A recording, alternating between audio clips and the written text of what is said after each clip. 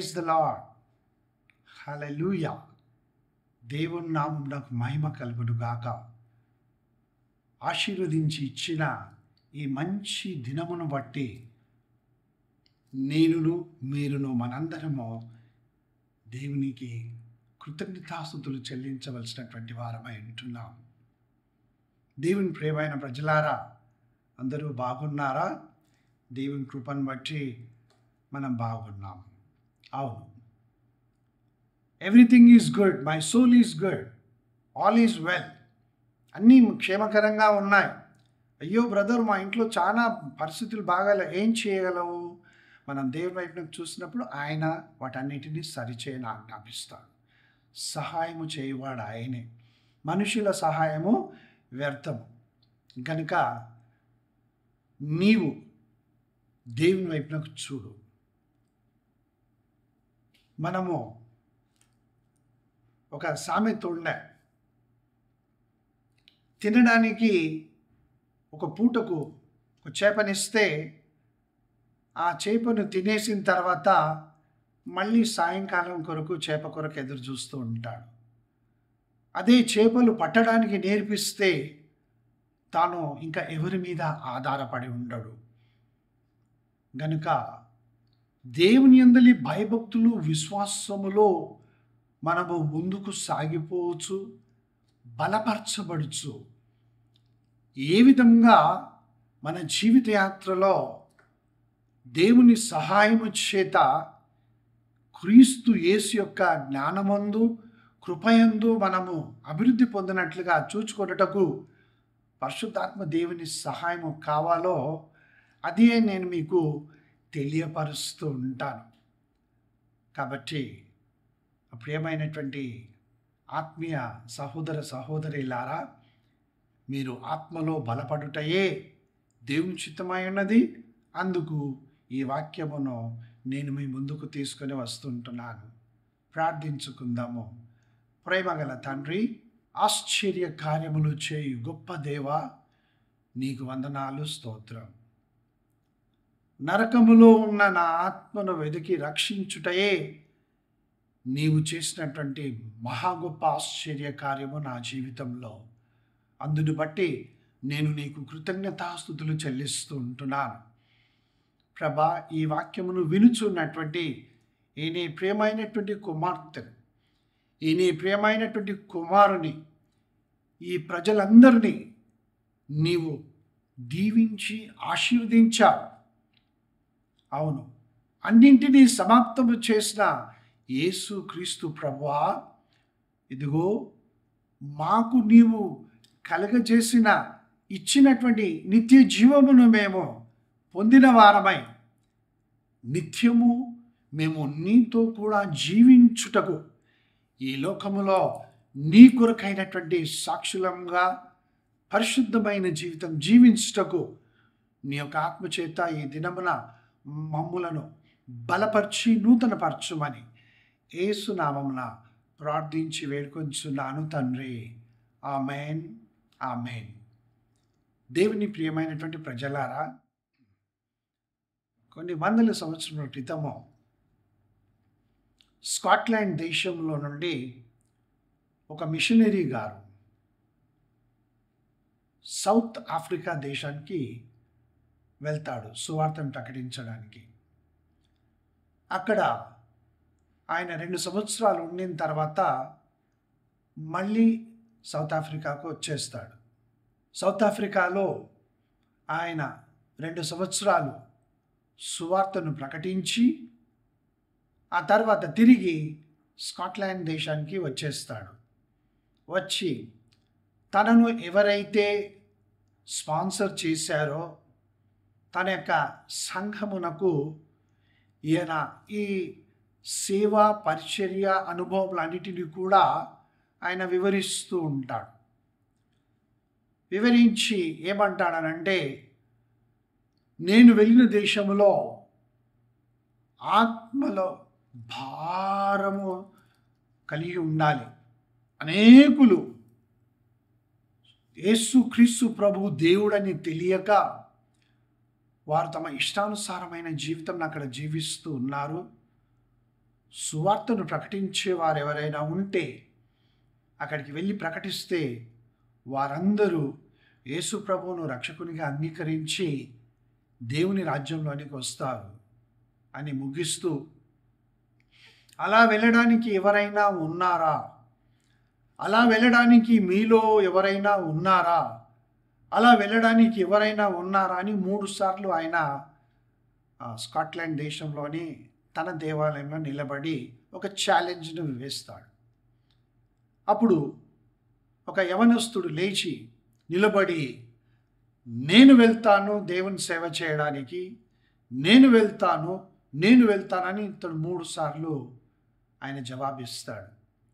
అప్పుడు సంఘంలో ఉన్నటువంటి వారందరూ కూడా ఆ యవనస్తుని చూచి, నీవు డాక్టర్గా కోర్సును కంప్లీట్ చేసుకొని ఆ వైద్య వృత్తితో సహా నీవు ఆ దేశంలోకి వెళ్ళాలి అని అతన్ని ప్రోత్సహిస్తారు.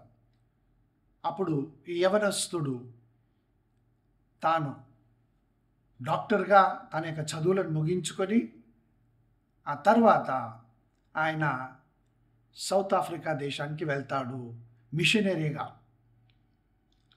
అక్కడికి వెళ్ళిన తర్వాత ఆయన కొన్ని సంవత్సరాలు అక్కడ సేవ చేస్తాడు. ఆ సేవ చేసినటువంటి మిషనరీ గారి పేరు డేవిడ్ లివింగ్స్టన్. దేవుని నామం నాకు మహిమ కలుగును గాక. అలాంటి సేవకులను బట్టి, అలాంటి మిషనరీస్ని బట్టి, అలాంటి విశ్వాసులను బట్టి, అలాంటి ప్రార్థనా యోధులను బట్టి నేను దేవునికి వందనాలు తెలియచేస్తూ ఉంటున్నాను. దేవుని ప్రియమైన ప్రజలారా, కొద్ది సంవత్సరములు డేవిడ్ లివింగ్స్టన్ గారు ఎన్నో కష్ట నష్టాలు కోర్చి సౌత్ ఆఫ్రికా దేశములో ఆయన సువార్త పరిచయం జరిగించి మళ్ళీ తన స్వదేశానికి వస్తాడు. వచ్చి ఆయన తన సంఘములో నిలబడి, దేవాలయంలో నిలబడి, వీరు స్పాన్సర్ చేశారు కదా, సహాయం చేశారు అతనికి సౌత్ ఆఫ్రికా వెళ్ళడానికి. కాబట్టి అక్కడ చేసిన సేవా పరిచర్య రిపోర్ట్ ఆయన ఇస్తూ ఉంటాడు. అప్పుడు డేవిడ్ లివింగ్స్టన్ గారు అక్కడ జరిగినటువంటి ఒక సంఘటనను చెప్తూ ఉంటాడు. ఏమనంటే, నేను సేవా పరిచర్యకు వెళ్ళినటువంటి క్రొత్తలో ఒక 3-4 నెలలు కాగానే అక్కడ ఉన్నటువంటి ఆ యొక్క తెగవారు, ఆ అడవులలో ఉన్నటువంటి ఆ జాతి వాళ్ళు వచ్చేసి వారి నాయకుడు నన్ను చూసేయమంటాడంటే, ఈరోజు రాత్రి మేము నిన్ను, నీతో పాటు ఉన్న వారందరినీ కూడా నాశనము చేస్తాము అని చెప్పేసి వారు వెళ్ళిపోతారు. అప్పుడు డేవిడ్ లివింగ్స్టన్ గారు తాను ఉన్నటువంటి స్థలంలో తనతో పాటు ఉన్నటువంటి వారితో ఆయన ఎంతో భయంతో అక్కడ ఉంటాడు. ఇప్పుడు ఇక్కడ ఈయన చెప్తూ ఉన్నాడు డేవిడ్ లివింగ్స్టన్ గారు ఏమనంటే, ఆయన మమ్మల్ని చంపుతానని చెప్పేసి వెళ్ళిపోయాడు. ఆ రాత్రి మేమెంతో భారముతో మేము గడిపాము. తెల్లవారింది, ఎవరూ మా మీదికి రాలేదు. మరుసటి దినమో మమ్మల్ని ఏమైనా చేస్తారేమో అనుకున్నాము. ఆ విధముగా మేము ఒక 6 నెలలు గడిపాము భయంతో. కానీ ఎవరు మమ్మల్ని చంపలేదు, మా మీదికి రాలేదు. కానీ అద్భుత రీతిగా 6 నెలల తర్వాత ఆ యొక్క తెగ లేకపోతే ఆ జాతికి చెందినటువంటి పెద్ద ఎవరైతే ఉంటారో ఆయన యేసుక్రీస్తు ప్రభువును రక్షకునిగా అంగీకరిస్తాడంట. హల్లెలూయా. డేవిడ్ లివింగ్స్టన్ గారు చెప్తూ ఉన్నారు, వారందరూ కూడా గ్రామము, అక్కడ ఉన్నటువంటి వారందరూ, అడవిలో ఉన్నటువంటి వారందరూ కూడా యేసుక్రీస్తు ప్రభువును రక్షకునిగా అంగీకరించారు. వారు క్రీస్తుని రక్షకునిగా అంగీకరించినాక డేవిడ్ లివింగ్స్టన్ గారు అడిగినటువంటి మొట్టమొదటి ప్రశ్న ఏమిటి అనంటే, మీరు పలానా దినమున మా దగ్గరికి వచ్చి ఆ రోజు రాత్రి మమ్మల్ని అందరినీ చంపేస్తామని చెప్పారు కదా, మీరు ఎందుకు రాలేదు, మమ్మల్ని ఎందుకు చంపలేదు అని అడిగాడంట. డేవిడ్ లివింగ్స్టన్ గారు తన సంఘంతో చెప్తున్నాడు ఈ మాటలన్నీ స్కాట్లాండ్ దేశంలో. అయితే ఆ గ్రామ పెద్ద చెప్తాడంట, ఎందుకు రాలేదు? మేమందరం వచ్చాం, మేమందరము మిమ్మల్ని చంపడానికి మేము వచ్చాము. మరి ఎందుకు చంపలేదు మమ్మల్ని అని అంటే, మీరున్నటువంటి స్థలము చుట్టూ చాలా ఎత్తుగా ఉన్నటువంటి మనుష్యులు మేము లెక్క పెట్టాము, 39 మంది మీ చుట్టూ నిలబడుకొని ఉన్నారు. వారిని చూసి మేము భయపడి వెళ్ళిపోయాం, మిమ్మల్ని ఏమీ చేయకుండా. అప్పుడు ఈ మాటలను వినుచు ఉన్నటువంటి ఒక సంఘ పెద్ద పరిగెత్తుకొని వచ్చి, అయ్యా డేవిడ్ లివింగ్స్టన్ గారు, ఇది ఏ దినమున జరిగింది, ఏ సమయంలో జరిగింది, మీరు చెప్పగలరా అని అంటే, అప్పుడు ఆయన తప్పకుండా చెప్తానండి, ఎందుకంటే నేను ఒక జర్నల్ని మెయింటైన్ చేస్తున్నాను కనుక, ఇదిగో ఈ పలానా దినమున ఈ సమయములో మా చుట్టూ ఈ విధంగా ఆ 39 మంది నిలబడి ఉండడము ఆ గ్రామ పెద్ద ఈ సమయానికి చూస్తాడనంటే, అప్పుడు ఆ సంఘ పెద్ద ఏమంటాడంటే, అయ్యా డేవిడ్ లివింగ్స్టన్ గారు, నీవు చెప్పినటువంటి రోజు, నీవు చెప్పినటువంటి సమయములో ఈ దేవాలయము లోపల మేము 39 మంది మోకరించి మీ కొరకు ప్రార్థన చేస్తున్నాము. చప్పట్లు కొట్టి దేవుని మహిమ పరుస్తాం. We were praying for you all. మీ కొరకే కాదు, ఈ లోకములో ఉన్నటువంటి అనేకుల కొరకు మేము ప్రార్థన చేస్తున్నాం. ముఖ్యంగా మీ సేవా పరిచర్య కొరకు భారము కలిగి మేము 39 మందిని ఈ దేవాలయములో ఇక్కడే మోకరించి మేము చేతులెత్తి దేవుని వైపును చూసి ప్రార్థన చేస్తూ ఉన్నాము అని ఆ సంఘ పెద్ద తెలియపరుస్తాడు. నా ప్రియమైనటువంటి ఆత్మీయ సహోదరులారా, సహోదరిలారా, ప్రార్థన నీకు కావలసినది, నీవు ప్రార్థన చేయాలి. నాకు కావలసినది ప్రార్థన. మన అవసరము ఈ దినమున ఏమిటి అనంటే, వెండి బంగారములు కాదు, ఇంకా ఏదో అబద్ధ బోధలు కాదు, దురద చెవులు కలిగి ఎక్కడికో పరిగెత్తడం కాదు, నీ ధనమును ధాన్యమును BMW కొనుక్కో, లేకపోతే ఈ విధమైనటువంటి పెద్ద బంగ్లాను, ఏసీ కార్ను కొనుక్కో అని ఇవ్వడానికి కాదు. నీకున్నటువంటి అవసరత ఈ దినమున నీవు ప్రార్థన చెయ్యాలి. నీవు ప్రార్థన చెయ్యాలి. నీవు ప్రార్థన చెయ్యాలి. You have to pray. కానీ ఈ దినమున క్రైస్తవ లోకములో మనము గమనించినట్లయితే ప్రార్థన చేయించుకునే వాళ్ళు ఎక్కువైపోయారు, ప్రార్థనా సహాయము కోరే వాళ్ళు ఎక్కువైపోయారు. ఇతరులకు డబ్బులు పంపించి, లేకపోతే కానుకలు పంపించి, లేకుంటే ఏదో చేసి ప్రార్థన కోరుకున్నటువంటి వాళ్ళు చాలా ఎక్కువైపోయారు. కానీ తాను ప్రార్థన చేయాలి అని మోకరించి ప్రార్థించే వాళ్ళు తక్కువైపోతూ ఉన్నారేమో. ఎస్, యేసు క్రీస్తు ప్రభువే అడిగాడు శిష్యులను, ఒక్క క్షణమైనా మీరు నా కొరకు ప్రార్థన చేయలేరా? మెలకువగా ఉండలేరా? మీరు ప్రార్థన చెయ్యరా అని he pleaded with his disciples. తన శిష్యులను అడిగాడు, ఒక్క క్షణం, కొంచెం సేపు అయినా మీరు మెలకువగా ఉండి ప్రార్థన చేయలేరా? ఆ ప్రశ్న, యేసు క్రీస్తు ప్రభు అడిగినటువంటి ప్రశ్న, ఆయన యొక్క హృదయావేదనతో మీరు ప్రార్థన చేయలేరా అని అడిగినటువంటి ఆ యొక్క స్వరము ఇంకా మారు మ్రోగుతూనే ఉన్నది. It's ringing. గెత్సెమనే తోటలో నుంచి ఇప్పటి వరకు కూడా మీరు మెలకువగా ఉండి ప్రార్థించరా? మెలకువగా ఉండి ప్రార్థన చేయరా అని ఆయన ఎంతో దీనంగా అడుగుతున్నాడు. అంటే తనకేదో నీవు నేను ప్రార్థన చేస్తే తనకేదో బలం వస్తుందని, లేకపోతే తానేదో సాధించగలడని, మనము ఆయనకేదో సహాయం చేస్తాము అని కాదు.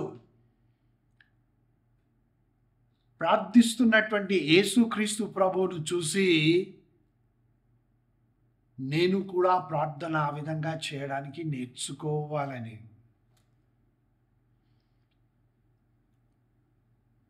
దేవుని ప్రియమైనటువంటి ప్రజలారా, తల్లిదండ్రులను చూసి పిల్లలు నేర్చుకుంటారు. తల్లిదండ్రులు ఎలా చేస్తారో ఆ మార్గంలోనే నడవడానికి, అదే విధంగా మాట్లాడడానికి, అదే విధంగా అలంకరించుకోవడానికి, అదే విధంగా చేస్తూ ఉంటారు, నేర్చుకుంటారు.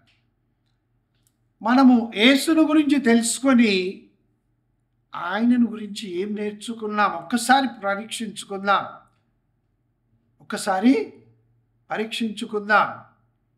ఏంటి బ్రదర్, ఎప్పుడు చూడు మీరు ఎలాంటి వాక్యమే చెప్తూ ఉంటారు, ఏదో ఆశీర్వాదముల గురించి, స్వస్థతల గురించి, ఇవన్నిటి గురించి మీరు నేను చెప్పనా అనడం లేదు, చెప్తూ ఉంటాను అప్పుడప్పుడు. కానీ నీకు కావలసినది, నాకు కావాల్సింది ఏమిటి అంటే ఈ వాక్యంలో ఉన్నటువంటి సత్యములు, వాటి ప్రకారం మనం జీవించడం. అబ్రాహామును గురించి నేను 24 గంటలు చెప్తాను. ఏమొస్తుంది నీవు అబ్రాహాం గురించి వింటావు, కానీ ఆయన చేసినట్లుగా నీవు చేయవు. దానియేలు గురించి నేను చెప్తాను, 24 గంటలు చెప్తాను, అంతకు మించి చెప్తాను. కానీ ఏమి లాభము?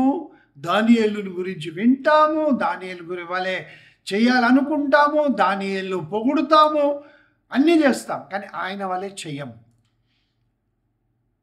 సౌలు పౌలుగా మారాడు అని ఒక 24 గంటల వాక్యం నేను చెప్పొచ్చు, కానీ ఏమి లాభం?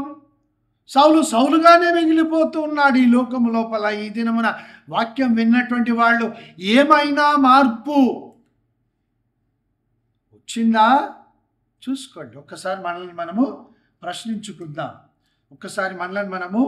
ప్రశ్నించుకుందాం. ఏమని? నేను వింటూ ఉన్నాను, కానీ ఏమైనా అలా చేస్తూ ఉన్నానా? వినిన వాక్యమును బట్టి నేను జీవిస్తూ ఉన్నానా? ఆ విధంగా నేను చేస్తూ ఉన్నానా అని మనల్ని మనం ఒక్కసారి పరీక్షించుకుందాం.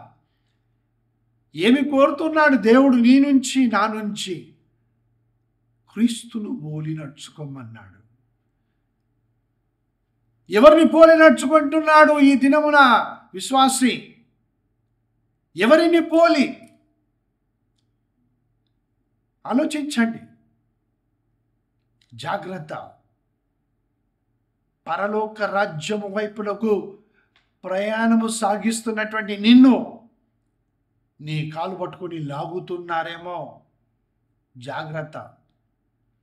ఇరుకు మార్గమున ప్రవేశించడానికి, పోరాడడానికి వెళ్తున్న నిన్ను వారు తమ యొక్క తప్పుడు బోధలను బట్టి, వాక్యాన్ని వక్రీకరించి చెప్పడము ద్వారా అబద్ధములు బోధించేటటువంటి అబద్ధ బోధకులు అనేకులు వచ్చేసారు ఈ లోకములో. అన్నీ అబద్ధములే. వాక్యమును ఉన్నట్లుగా చెప్పకుండా సువార్త ప్రకటించమన్నాడు యేసుక్రీస్తు ప్రభువు నన్ను కదా. మనకిచ్చినటువంటి భారం ఏమిటి? సువార్తను ప్రకటించండి.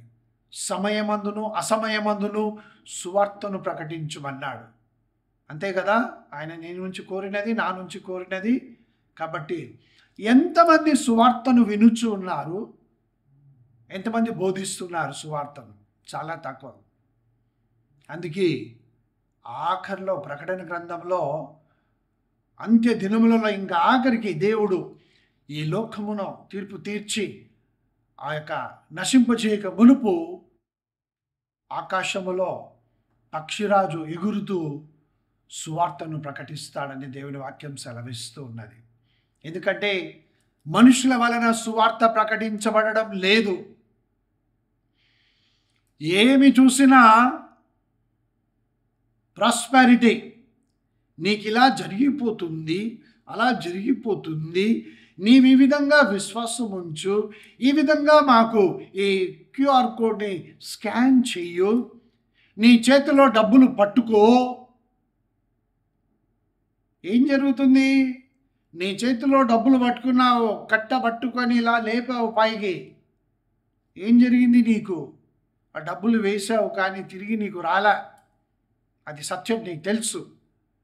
గనుక దేవుని ప్రియమైనటువంటి ప్రజలారా, నేను ఇంతకుముందే ప్రార్థన చేశాను, ప్రభా ఈ వాక్యం విని ఒక్క ఆత్మ అయినా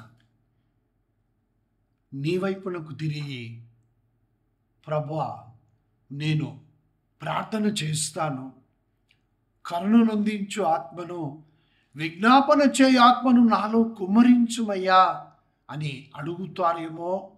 అలాంటి ఒక్కరినైనా నీవు ఆకర్షించుకో తండ్రి. ఒక్కరినైనా ఈ వాక్యం వినుచున్నటువంటి వారు నిద్రించకుండా మెలకువగా ఉండి నేను ప్రార్థిస్తాను అనే అనుభవంలో నీకు వారిని నడిపించు అయ్యా అని నేను ప్రార్థన చేసి వాక్యాన్ని మీ ముందుకు తీసుకొని వస్తుంటున్నాను. దేవుని ప్రియమైన ప్రజలారా,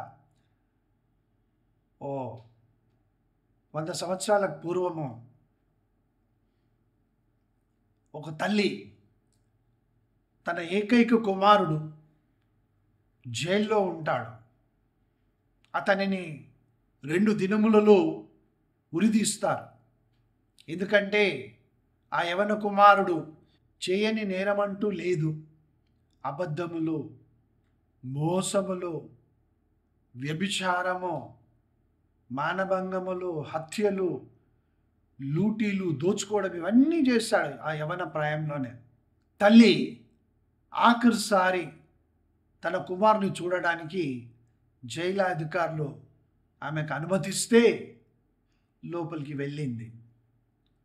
వెళ్ళి కుమారుని మీద పడి బోరుమని ఏడ్చింది. అయ్యో నా కుమారుడా, ఒకడే ఒక కొడుకు నీవు, నీకు తండ్రి లేడు, నాకు భర్త లేడు, నేను ఎలా నిన్ను మర్చిపోగలను అని బాగా ఏడుస్తూ ఉంటే, అమ్మా ఒక నిమిషం ఆగు అని తల్లిని కొంచెం అలా దూరం జరిపి పెడేలుమని చంపలను వాయించేశాడు ఆ కుమారుడు. అప్పుడు ఆ తల్లి నిర్ఘాంతపోయింది, అమోహించలేదు ఇలా జరుగుతుంది అని. అప్పుడు ఆ కుమారుడు అంటాడు, నేను చిన్నతనంలో స్కూల్ నుంచి పెన్సిల్ కానీ, రబ్బర్ కానీ, బుక్స్ కానీ దొంగతనం తీసుకొని వస్తే నీవు నన్ను దొంగతనం చేయకూడదు కుమారుడా అని నన్ను హెచ్చరించలేదు. నేను ఫెయిల్ అయిపోయినా పాస్ అయ్యానని అబద్ధం చెప్తే అబద్ధాలు చెప్పకూడదు అని నీవు నన్ను ఎన్నడూ సరిచేయలేదు. ఇతరులను నేను గాయపరిచినప్పుడు ఆ రక్తాన్ని చూసి నేను సంతోషిస్తూ ఉంటే నీవు ఇతరులను గాయపరచకూడదు అని నీవు నాకు ఎప్పుడూ చెప్పలేదు, నన్ను సరిచేయలేదు. నాకు ప్రార్థన నేను చేయకపోతే నాకు ప్రార్థన నేర్పించలే, ప్రార్థించమని నీవు చెప్పలేదు. ఆ దినమున నీవు నన్ను సరిచేస్తుంటే ఈ దినమున నేను ఈ స్థలములో ఉండేవాడిని కాను. నీవే నన్ను ఈ స్థితికి తీసుకొని వచ్చావు. ఎందుకు ఏడుస్తున్నావు? వెళ్ళి ఇంకా నా తల్లినని చెప్పుకోవడానికి కూడా నాకు సిగ్గు వేస్తుందని అతను లోపలికి వెళ్ళిపోతాడు. అవును, సరిచేయకపోతే తాను చేస్తున్నదే కరెక్ట్ అనుకుంటాడు ప్రతి ఒక్కరు. ఎవరైనాను సరే, నేనైనాను సరే, నన్ను సరి చేయకపోతే కరెక్టే అనుకుంటాను, నేను చేస్తున్నటువంటిది కరెక్ట్ అనుకుంటాను. కనుక మనము పసితనం నుండి నేర్పించాలి. పిల్లలు చెప్తే వినడం లేదండి, నేర్పించాలి, ప్రార్థన చేయాలి వారి కొరకు. తప్పక దేవుడు వారిలో మార్పుని తీసుకొని వస్తాడు.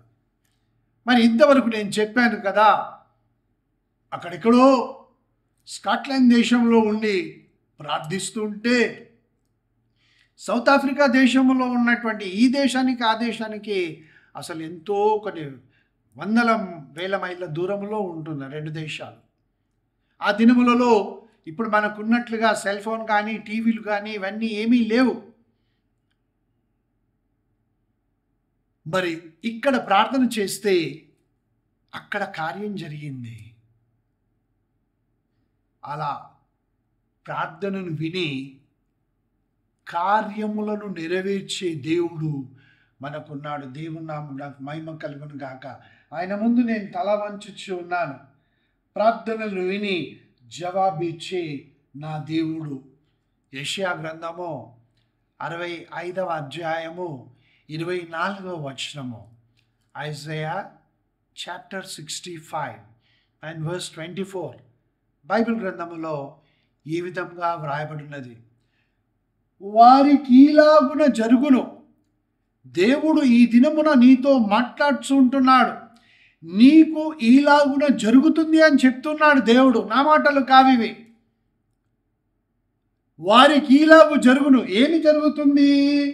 వారు వేడుకొనక మునుపు నేను ఉత్తరం ఇచ్చేదను. Praise the Lord. హల్లెలూయా. ప్రభువా నీకే వందనాలు, స్తోత్రం, కృతజ్ఞతాస్తుతులు చెల్లిస్తుంటాను. ఎంత మంచి దేవుడవయ్యా నీవు. ఎంత గొప్ప దేవుడు ప్రభువా నీవు. యెహోవాను ఘనమైన నామం గల దేవా, నీవే ప్రేమాస్వరూపి అయి ఉన్నావు. నీవే ప్రేమ అయి ఉన్నావు దేవా. నేను వేడుకొనక మునుపే. అందుకే ఫిలిప్పీ పత్రిక 4వ అధ్యాయం 19వ వచనంలో భక్తుడు ఏమంటాడు? పౌలు భక్తుడు, నా దేవుడు నీ ప్రతి అవసరతను తన మహిమ యందు తీరుస్తాడు అని తెలియచేశాడు. Praise the lord. నా దేవుడు అనగా ఆయన దేవుడు. ఆయన నమ్మినటువంటి దేవుడు ఎవరి కొరకైతే ప్రార్థిస్తూ ఉన్నాడో వారెవరో పౌలుకు తెలియదు.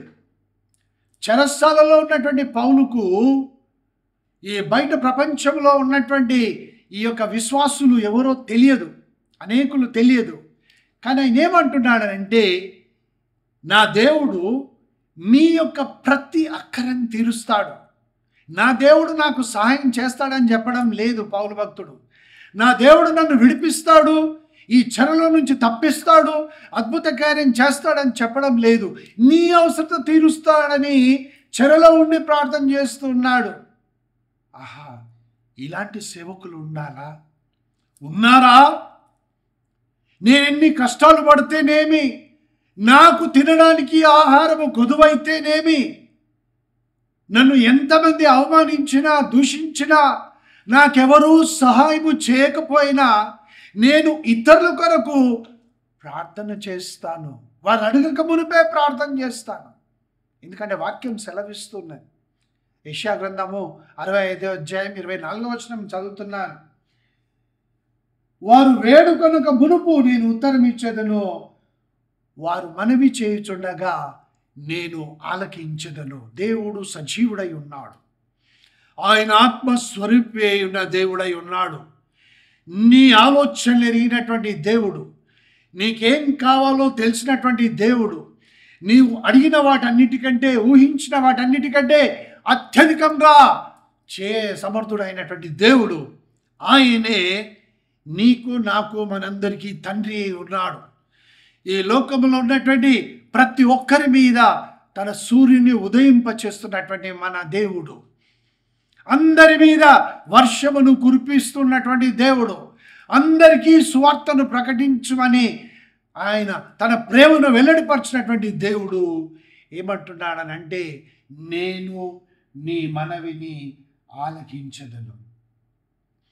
నీవు మనవి చేయుచుండగా నేను ఆలకిస్తాను అని దేవుడు ఈ దినమున తన వాక్యము ద్వారా మరలా నీతో నాతో మాట్లాడుచున్నాడు. కీర్తనల గ్రంథములో 66వ కీర్తన 19వ వచనం. నీ విశ్వాసమును బలపరిచేటటువంటి ఈ వాక్యం నా ప్రియమైన సహోదరి. Psalms 66 and verse 19. నిశ్చయముగా దేవుడు నా మనవి అంగీకరించి ఉన్నాడు. దేవుని నామం నాకు మహిమ కలుగును గాక. ఎందుకు నా ప్రార్థనను ఆలకించలే దేవుడు? నన్ను ఎందుకు ఈ విధంగా శ్రమకు గురి చేస్తూ ఉన్నాడు? ఎందుకు నన్ను పరీక్షలో నిలబెడుతూ ఉన్నాడు? ఎందుకు నాకు సహాయము చేయడం లేదని అనేకులు దేవుణ్ణే ప్రశ్నిస్తూ విశ్వాసములో నుంచి జారిపోతూ ఉన్నారు. అబద్ధంలో నమ్మకండి, మోసపోకండి. డబ్బులు ఇస్తేనే దేవుడు నీ ప్రార్థనను వినడు. నువ్వు కానుకలిస్తేనే నీకు సహాయం చేస్తానని దేవుడు ఎప్పుడు చెప్పలే. మనమైన పిల్లలమై ఉన్నాము. నీ పిల్లలకి ఏదైనా సహాయం కావాలంటే వారు కొన్ని డబ్బులు ఇచ్చి, అమ్మా ఇదిగో నేను ఇంత ఇస్తున్నాను నీకు, నీవు నాకు ఈ సహాయం చేయని అడుగుతారా? నీ దగ్గరికి వచ్చి నాన్న దగ్గరికి వెళ్ళి, నాన్న ఇదిగో నేను ఇంత డబ్బులు ఇస్తున్నాను, ఇది నాకు చేసి పెట్టవా అని అడుగుతారా? లేదు కదా. మనము దేవుని పిల్లలము. ఇస్తేనే చేసే దేవుడు కాదు మన దేవుడు. కాబట్టి ఏమంటాడండి, నిశ్చయముగా దేవుడు నా మనవి అంగీకరించి ఉన్నాడు, ఆయన నా విజ్ఞాపన ఆలకించి ఉన్నాడు. దేవుని నామం నాకు మహిమ కలుగును గాక. నీ ప్రార్థనను వినుచున్నటువంటి దేవుడు, నీ విజ్ఞాపనను ఆలకించుచున్నటువంటి దేవుడు. ఇంకా కీర్తనకారుడు ఏమంటాడంటే, ఈ దినమున నీ విశ్వాసము నా విశ్వాసము ఏమై ఉండాలనంటే, దేవుడు నా ప్రార్థనను త్రోసివేయలేదు, నా యొద్ద నుండి తన కృపను తొలగింపలేదు, ఆయన సన్నతింపబడునుగాక. ఇంత మంచి వాక్యాలు, దేవుని మాటలు, వాగ్దానములు మనకున్నవి. ఎందుకు బ్రదర్, ఎందుకు సిస్టర్ అటు పరిగెత్తుతావు ఇటు పరిగెత్తు, వెళ్ళొద్దు ఎక్కడికని నేను చెప్పడం లేదు. ముందు నీవు మోకాళ్ళ మీద ఉండి ప్రార్థన చేయి. నా మనవి అంగీకరిస్తున్నాడు నా తండ్రి. నేను ఒంటరిగా ఉండి నా గుడిసెలో లేకుండా నా యొక్క ప్యాలెస్లో ఉండి నేను ప్రార్థన చేస్తున్నాను. నా విజ్ఞాపనను వింటూ ఉన్నాడు. త్రోసివేయని దేవుడు. అవును దేవుని ప్రియమైన ప్రజలారా, ఆ దినమున స్కాట్లాండ్ దేశములో ఆ 39 మంది విశ్వాసులు మోకరించి ప్రార్థిస్తూ ఉన్నప్పుడు, సౌత్ ఆఫ్రికా దేశంలో డేవిడ్ లివింగ్స్టన్ చుట్టూ 39 మంది దేవదూతలను ఉంచినటువంటి నా గొప్ప దేవుడు, ఈ దినమున నీవు మోకరించి ఎక్కడో ప్రపంచంలో ఉన్నటువంటి ఎవరి కొరకో నీవు ప్రార్థన చేస్తూ ఉంటే, అక్కడ దూర దేశంలో ఉన్నటువంటి వారికి దేవుడు సహాయమును పంపిస్తాడు. నీవు చేస్తున్న ప్రార్థనను విని దేవుడు ఆ ప్రజలను ఆదుకుంటాడు. చెరసాలలో ఉన్నటువంటి వారికి ఆదరణను కలగజేసి వారి గాయములో కట్టు కడతాడు. ఎవరైనా ప్రయాణం చేస్తూ మార్గమధ్యములో ఆకస్మికంగా వారికి ఏదైనా ఆపద కలిగితే, నీవిక్కడ ప్రార్థన చేస్తూ ఉన్నావు, నీ గృహములో నీ దేవాలయంలో నీవు వారి కొరకు ప్రార్థన చేస్తూ ఉంటే, అక్కడెక్కడో కొన్ని వేల కిలోమీటర్ల దూరంలో జరిగినటువంటి ఆ యొక్క యాక్సిడెంట్లో దేవుడు సహాయం చేసి వారిని ఆదుకుంటాడు. వారందరూ ఎవరు మా కొరకు ప్రార్థన చేస్తారని చూస్తూ ఉన్నారు. నేను నీ కొరకు ప్రార్థన చేస్తానని వారి కొరకు నేను ప్రార్థన చేస్తావా? దేవుడు తన ప్రార్థనాత్మను కుమ్మరిస్తాడు. రాబోయే అన్నింటినీ తప్పించుకొనడానికి మనకు దేవుడు ఇచ్చినటువంటి ఒకే ఒక మార్గము, ఒకే ఒక ఆయుధము. లూకా సువార్త 21వ అధ్యాయము 36వ వచనములో నేను అనేక సార్లు చెప్పాను, ఇప్పుడు కూడా మళ్ళీ జ్ఞాపకం చేస్తున్నాను. కాబట్టి మీరు, ఎవరితో మాట్లాడుతున్నది వాక్యము? ఇప్పుడు నీతో మాట్లాడుతున్నా. అప్పుడు దేవుడు చెప్పాడు, యేసుప్రభు, ఇవి ప్రభు చెప్పినటువంటి మాటలు. అక్కడ తన చుట్టూ ఉన్నటువంటి వారితో మాట్లాడాడు, శిష్యులకు చెప్పాడు, ఆ తర్వాత అపోస్తలులకు చెప్పాడు. ఏమని? మీరు అని అన్నాడు. కాబట్టి మీరు అనగా ఇప్పుడు మనం ఈ వాక్యం చదువుతున్నటువంటి మీరు జరగబో వీటినెల్లను తప్పించుకొని, హిండ్రెన్సెస్, మనుష్య కుమారుని ఎదుట నిలవబడకుండా ఉండడానికి, నీవు అతని సన్నిధానంలోనికి తోడుకొని పోబడకుండా అడ్డుకొని చూన్నటువంటి ఈ యొక్క సాతాను యొక్క వలలన్నిటిలో నుంచి దేవుడు తప్పించుకోమంచుంటున్నాడు. ఎస్, నీవు మనుష్య కుమారుని ఎదుట నిలబడాలి. ఆయన ఎదుట నిలబడాలంటే శక్తి కావాలి. అది పరిశుద్ధాత్మ దేవుని ద్వారా మాత్రమే నీకు కలుగుతుంది, నాకు కలుగుతుంది. కాబట్టి మీరు మనుష్య కుమారుని ఎదుట నిలబడటకు శక్తి గలవారు అవునట్లు ఏమంటాడంటే పాత్రులని నియమించబడినట్లు మనం పాత్రులంగా ఉండాలి. మనుష్య కుమారుని ఎదుట నిలబడడానికి ఎల్లప్పుడూ ప్రార్థన చేయొచ్చు, మెలకుగా ఉండుడని చెప్పాను. ఇదే కోరుతున్నాడు యేసు ప్రభు. మీరు శక్తి గలవారు అవుతారండి, మా దగ్గర ఇంత కానుక వేయండి, ఇదిగో క్యూఆర్ కోడ్, లేకపోతే మీకు కావాలంటే ఇదిగో మీకు కవర్స్ ఇస్తాం, ఇందులో మీరు చాలా దండిగా డబ్బులు పెట్టండి ఇందులో, లేకుంటే మీరు ఈ యొక్క గూగుల్ పే ద్వారా కానీ లేకపోతే యూపీఐ ద్వారా కానీ లేకపోతే ఇంకా పేటిఎం ద్వారా కానీ మీరు డబ్బులు పంపించండి మాకు. మీరు ఎంత ఎక్కువ ధనం పంపిస్తే అంతగా మీ కొరకు ప్రార్థన చేస్తాము. నీకు శక్తి వస్తుందా? ముక్తి వస్తుందా? శక్తి రాదు, ముక్తి రాదు, నరకమే. నువ్వు చేస్తున్నది మంచి పని, ఆయన దగ్గరికి వెళ్ళడానికి చేసే పని కాదు. కాబట్టి నా ప్రియమైన సహోదరుడా, నా ప్రియమైన సహోదరి, నీ ప్రార్థన కొరకు లక్షలాది మంది వారెవరో నీకు తెలియదు, నువ్వు ప్రార్థన చేస్తున్నావని కూడా వారికి తెలియదు. కానీ మన మధ్యలో ఉన్నాడే పరిశుద్ధాత్మ దేవుడు, ఆయన మనలను బలపరిచి నీవు ఎవరి కొరకు ప్రార్థన చేయాలో వారి కొరకు ప్రార్థన చేసే విధంగా ఆలోచనలను నీకు ఇస్తాడు. ఆ అనుభవంలో దేవుడు మనలను నడిపించునుగాక. తలలు వంచి ప్రార్థించుకుందాం. ప్రేమ కనికరం గల తండ్రివైన దేవా, నీకు వందనాలు. హెబ్రీ పత్రిక 7వ అధ్యాయము 25వ వచనంలో వ్రాయబడినట్లుగా తన యొద్దకు వచ్చువారి పక్షంగా, అనగా తండ్రి అయిన దేవుని యొద్దకు వచ్చేవారి పక్షంగా ఆయన విజ్ఞాపన చేయుచు నిరంతరము జీవించువాడై ఉన్నాడని వాక్యం సెలవిస్తుంది. అవును, యేసు ప్రభు ఇప్పుడు ఆయన నీ దగ్గరకు వచ్చే వారి కొరకు విజ్ఞాపన చేస్తున్నాడు. తండ్రి, ఆ విజ్ఞాపన చేయు ఆత్మను ఇదిగో ఈ ప్రార్థనతో ఏకీభవిస్తున్నటువంటి నీ ప్రేమైన బిడ్డలలోనూ నాలోనూ కుమరించి ఈ లోకములో నిస్సహాయ స్థితిలో పడిపోయినటువంటి వారిని, బలహీనులైనటువంటి వారిని, హింసింపబడుతూ ద్వేషింపబడుచు నా ప్రభా విశ్వాసములో నుండి పడద్రోయబడుచున్నటువంటి వారి కొరకు, ఆహారం లేకుండా బాధపడుచున్నటువంటి వారి కొరకు, సత్యమును వెతుకుచున్నటువంటి వారి కొరకు ప్రార్థించుటకు ప్రార్థనానుభవంలోనికి మమ్మల్ని అందరినీ నడిపించమని బ్రతిమాలుకొంచుంటున్నాను. నీ కృప మాడల విస్తరింపచేయండి. మేము అడుగు వాటన్నిటికంటేనో ఊహించు వాటన్నిటికంటేనో అత్యధికంగా నీవు మాకు ఇచ్చావు.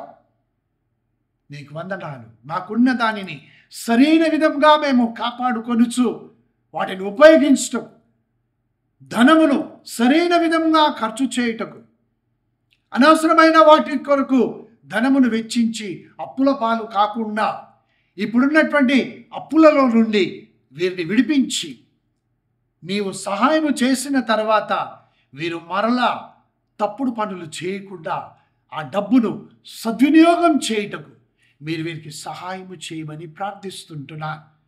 మీ కృప మా నుంచి దూరం చేయలేదు. మా ప్రార్థన విజ్ఞాపనలను ఆలకించుచున్నటువంటి తండ్రి, నీకే వందనాలు, స్తోత్రం. యేసు నామమున ప్రార్థించి వేడుకొంచున్నాను తండ్రి. ఆమేన్, ఆమేన్. దేవుడు మీకు సహాయము చేసి మిమ్మల్ని దీవిస్తూ ఉన్నాడు. ధైర్యంగా ఉండండి, ప్రార్థించుటకు మోకరించండి. ప్రభు మనకు తోడై ఉండును గాక. పరలోకంలో కలుసుకుందాం మనం. హల్లెలూయా.